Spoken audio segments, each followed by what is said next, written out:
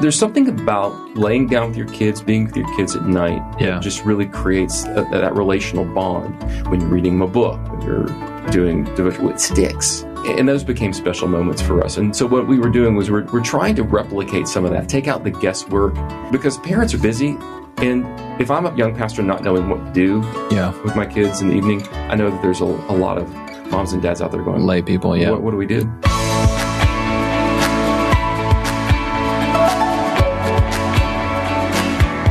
Hello and welcome to Candid, where we never settle for less than the truth. I'm your host, Jonathan Youssef. Each week, we'll tackle tough issues, answer hard questions, and take a candid look at the Christian faith.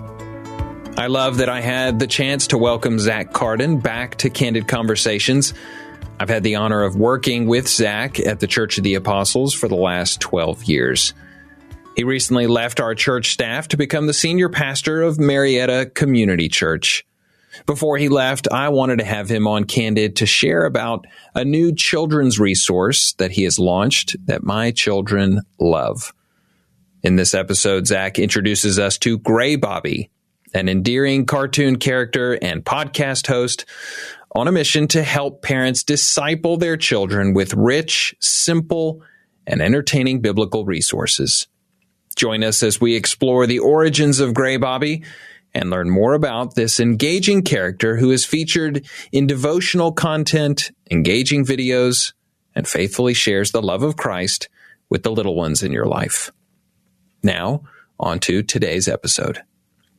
Today, my guest is a return guest. It is Zack Carden, and he is here to help us think about how do we teach theology to kids. And he has come up with a cartoon and a podcast and some really helpful ways that we want to equip you, parents and grandparents, with that will help serve your family. And we're looking at devotional content, video content.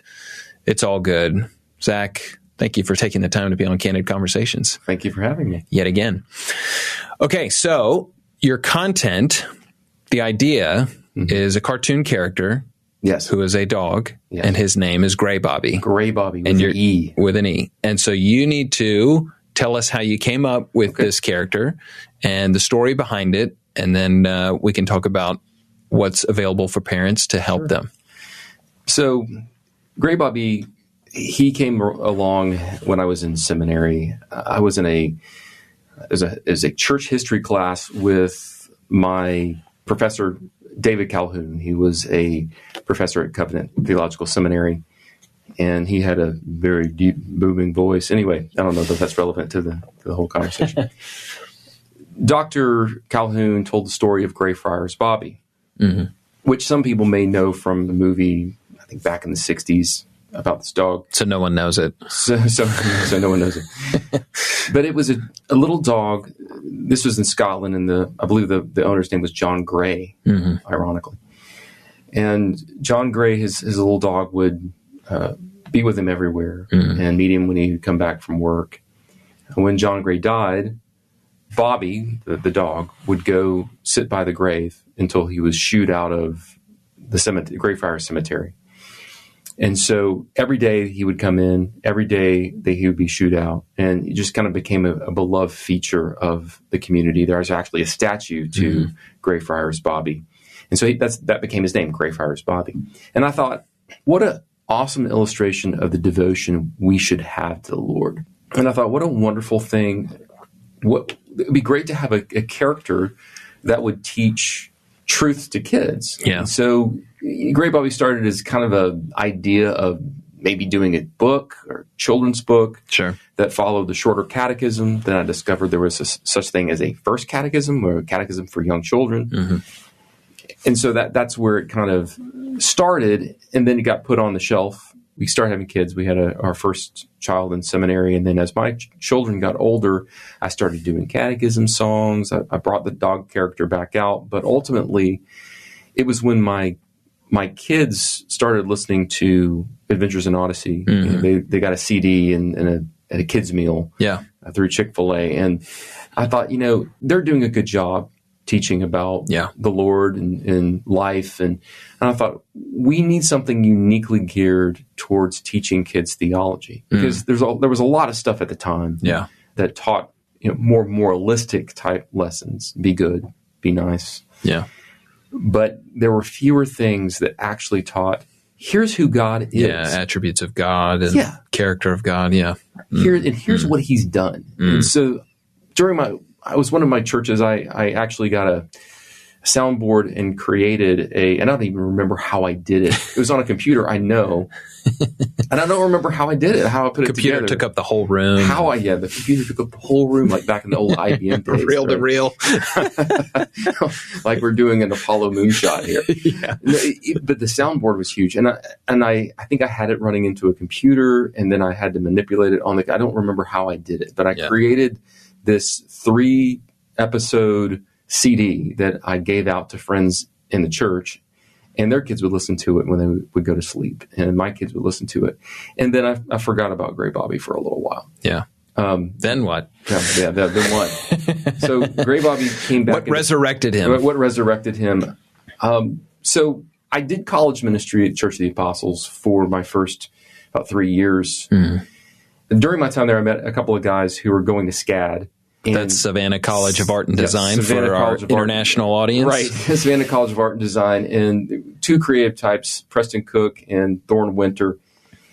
And I just saw how gifted they were. And I followed them on social media, and they did this very avant-garde thing with puppets. And I'm thinking, man, they do such a great job with what they do. I started talking to them about Greybobby. I gave them that CD or the files, and they listen to it, and the next thing I know, they've come up with a puppet version of the strongest story on the CD about a robot that's run amok. And I was so impressed by it.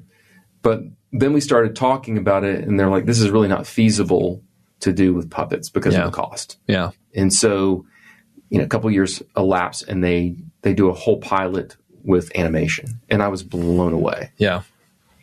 And you've been able to use that material for VBS, Vacation Bible School here in Atlanta. And I can testify to my children love the Greybobby character and the animation and everything. So give us a little snapshot of some of the content that you've created, some video content. So after the pilot, we decided we would do a few devotionals.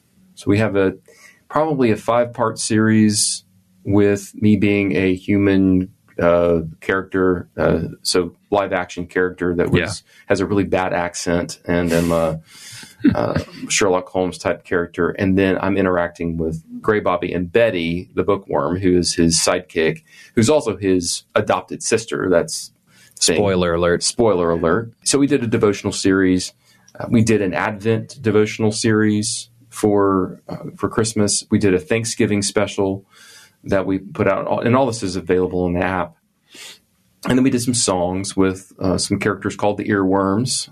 And so all of that, just what we ran into is more of we can't really sustain this. Yeah. So we need to kind of figure out what to do next. Video is very, of course, expensive and time consuming, and these guys have full-time jobs.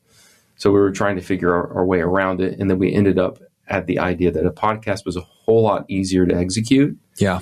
And we haven't abandoned the video concept. We're working on a 7-part series on knowing God. Yes. And we've just about completed the first video.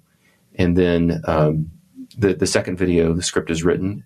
But we decided that we want to do devotionals, and particularly bedtime devotionals. Right. For kids. And there's really a story behind all that of why bedtime devotionals.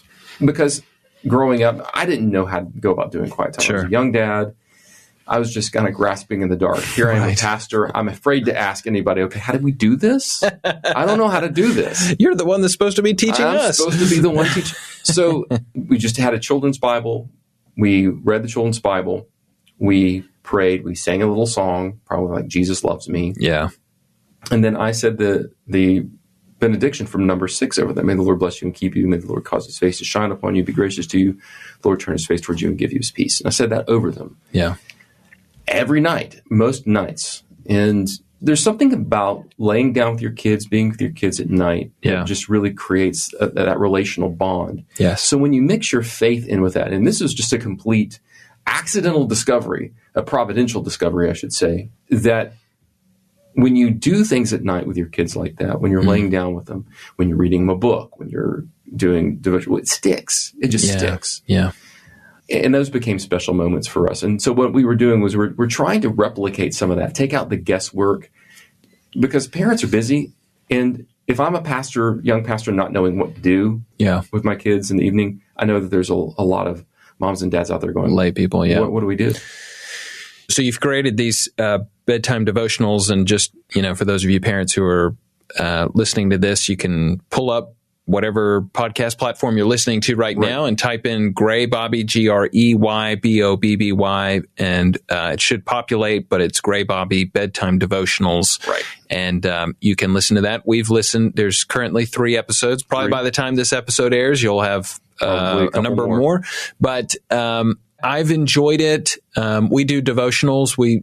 I wasn't like you. I knew what I was doing. Right. Just kidding. Right. You're the expert. Not even close. We had our little routines, similar song, prayer.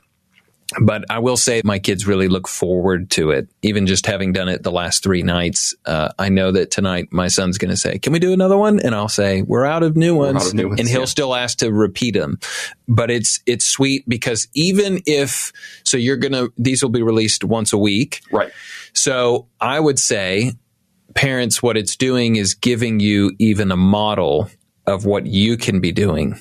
Just in the concept of singing a song over your children, praying a prayer with them, get out the storybook Bible, get out, Kevin DeYoung's big Bible, any of those things, read through it, ask some questions, because it's true. It's a really intimate time. Your kids are kind of winding down from the day.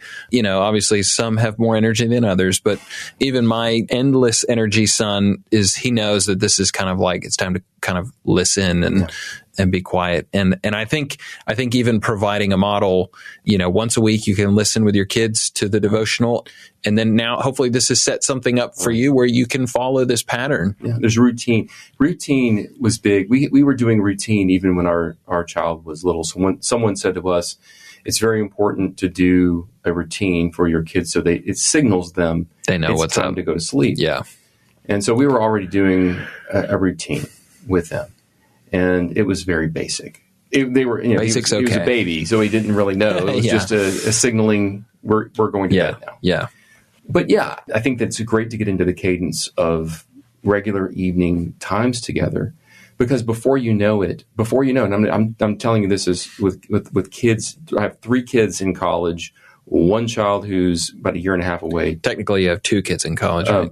Technically 2 now. Sorry. That's right. I have one that graduated. Thank you for reminding me. I'm sure he would appreciate it. I am really old now. He's been a guest on our show too. He has. And there's this sense in which you look at these years and you're busy and you're frustrated and you just want them to go to bed. Yeah, right. So you can get a little peace. Right. But you also have to remember you only have so many years. Yeah. And these are the most crucial time. This is the time when the roots are being implanted in the soil of faith. Yeah. And so without nurturing that, they're going to be rootless. Yeah. If we wait till the point where they can reason, then it gets a little bit more difficult. It ups the ante there. So getting truths in front of them early and careful what kind. So yes. Moralism. Yeah, I wanted to ask about that. Let's talk about this. Moralism is it's a dangerous thing. Yeah. It's Sunday school, though. I mean, it's rampant in Sunday schools. It's rampant everywhere. Great churches and even some great video content from Christian, like for kids. Yeah. A lot of it, be good, do good. And that's not the message. Which is true, but that's not the message of the gospel. That's the fruit of the gospel. That's the fruit of the gospel. That's what comes after Christ changes our heart. And then as we're being sanctified more and more, as we mortify the flesh and we exhibit the fruit of the Spirit. So if you get the cart before the horse, it changes the message. The message is be good in moralism. Yeah, because when kids get older, if the foundation that's been laid is sort of moralism with some Jesus sprinkled on top, right? they're going to say, well, I've been a good person. And this is interesting. I had this conversation recently with someone, which is like, and I know you want to talk about this, which is what Ligonier puts out, which is the State of Theology. Right. For those of you who don't know, it's an annual report that they put out, or maybe semi-annual, and it shows what essentially evangelical Christians believe. And it's sad to say that most of them feel like, if I'm a good person and I've said a few prayers, there's nothing about lifelong commitment to Christ or faith and sanctification. None of those things are all absent. Mm-hmm. And it's probably tied to, the old 80s and 90s youth group ministry models, which was moralism and party and everything's fun and fine. And, and kids run into problems in their life and they don't know how Scripture or, the Spirit ministers to them, or everything's inaccessible, it seems like.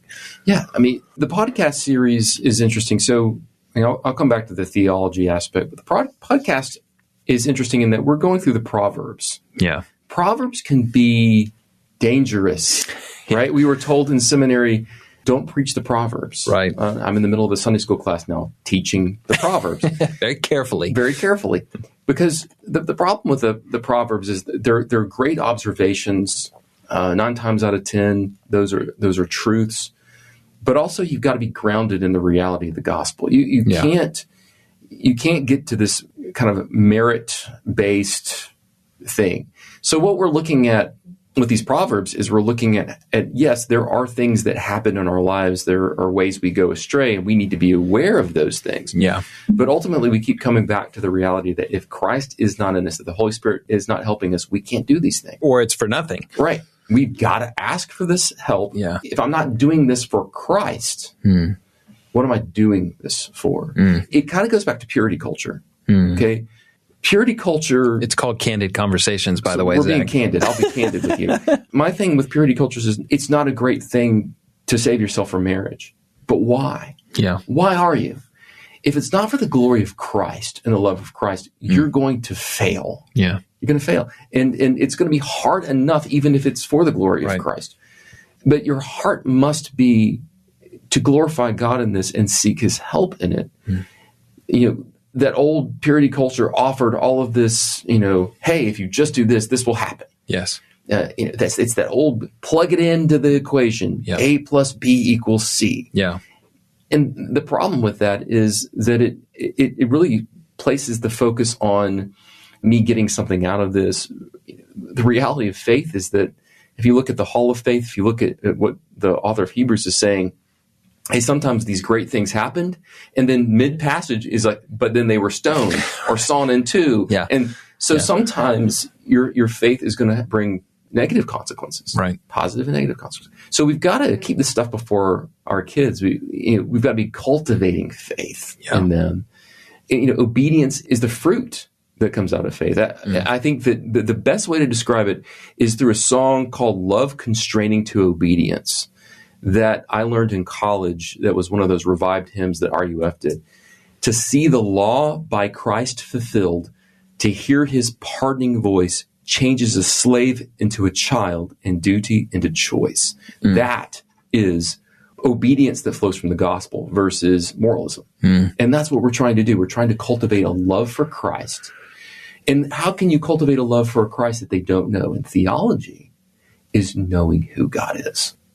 Yeah, and let's talk about this for a second. There's not a lot of kids' content out there that's doing this. The field is growing, and I think that's a great thing. I mean, talking to Preston and Preston's wife, Christina, who's the voice of Betty and has been an incredible blessing in this whole process, giving us that female perspective and that mom's perspective on things that we just don't have as dads. We're excited about other people being in this arena. And that's one of the things that Preston said. I remember he said, we want to be one of many, because there's not just one Sesame Street, right? There's not just one Dora the Explorer, and there's not just one, there's a whole panoply of secular educational shows for kids. Yeah. Why can't there be a whole panoply of good, theologically rich educational shows for kids? Yeah. And that's what we want to see. We want to see a revival of that. You can see sprouting up in different areas. I know you've interviewed some people who are already engaged in that. Yeah. And we're excited about that. Yeah. It's not daunting to us at all. We want to put out what we put out there and let God do what he will with it. So parents are listening to this. They're feeling convicted. They want to do it. We'll reiterate how to find the podcast. Right. But what are the other resources available, Greybobby resources? Go to greybobby.com. It'll lead you to the app. It'll lead you to the Roku app. It'll lead to the podcast. Everything is there. Okay. And there's content there. And we will update the podcast content quite frequently now. That's going to be the main thing until we kind of get critical mass to be able to focus on entirely our resources on the animation. Yeah. That's not going to be as prevalent, but we're working towards it, and we believe God's going to provide it. We're going to get there. Yeah. But during this time, we're really just trying to get these stories and these characters in front of families. Yeah. So that families can fall in love with these characters and buy into the vision of what Greybobby is all about. Yeah. Well, as a parent of young children, my wife and I are always talking with other families about there's not a lot of great Christian books. There's not a lot of great, even media content. It's all, whether it's moralism or, or just completely secular. It's just so encouraging to find something that I know is going to teach good principles and that my kids actually want to engage. It's not something where they're like, this is terrible. It's not well done or whatever, but this is done at a very high level. Yeah. And, these guys are so great. So one of the things I love about this is I will write a script and I'll try to inject a little humor, but I'm not as funny as these guys. And they're really good at throwing in things that will make you laugh. Yeah, even just for mom and dad, sometimes I have found myself laughing at certain things that my son will miss, know. And that was so wonderful about VeggieTales is that Phil Vischer did an incredible job throwing in humor that parents would get, whether it was something from Monty Python or whatever it was that he threw in there in his sense of humor. Thorne and Preston are like that. They'll throw in things that are just absolutely hysterical. To me, we had our launch party and I was listening to the first 3 podcasts driving down through Atlanta traffic, and I laughed out loud at a couple of places because I didn't write that into the script. They put that in the script, and I didn't only heard one side of it because I'm doing my vocal parts. They're doing their vocal parts, and I don't hear the finished product until I listen to it on the podcast. Until it's too late. Okay, Greybobby, Greybobby, Greybobby Bedtime Devotionals podcast, app in the App Store, and we're looking forward to more and more content, both video, podcast related. Maybe one day you'll produce a book. Yeah, we're hopeful that we'll produce a book, and part of the thing behind this is that, you have a pastor who's looking at the theological, that's kind of missing in a whole lot of what's out there now, even the good stuff that's out there. Yes. I'm a pastor of theological training, 22 years as an ordained minister. So I've been around the block a few times. Right. You've raised kids. I've raised kids. So I'm coming at it from more of a, that input. We do hope that we can get to books. I've written books that were self-published, of course, but I'm hopeful that eventually we'll be able to release some book content. Yeah. Right now, we love the format of podcasts because mainly that's where millennials are, and they're the ones who are the parents now. Yeah. Well, I know there's parents and grandparents that are listening to this, and hopefully by now they've already downloaded the app and sent you straight to number 1 on podcast. Zack, this is just such helpful content. We're so grateful for it, so grateful for your heart for ministry, for kids. Again, people listen to this, find it, download it, use it with your kids and your grandkids. They'll be blessed. You'll be blessed. Zack Carden, thank you so much for being on Candid Conversations. Thank you, Jonathan. Candid is a podcast from Leading the Way with Dr. Michael Youssef. Don't forget to connect with our social media pages on Instagram, Twitter, and Facebook. And subscribe to Candid Conversations on your favorite podcast platform so that you never miss an episode. While there, please leave a review. It does help people to find us. As always, thank you for listening to and sharing this episode.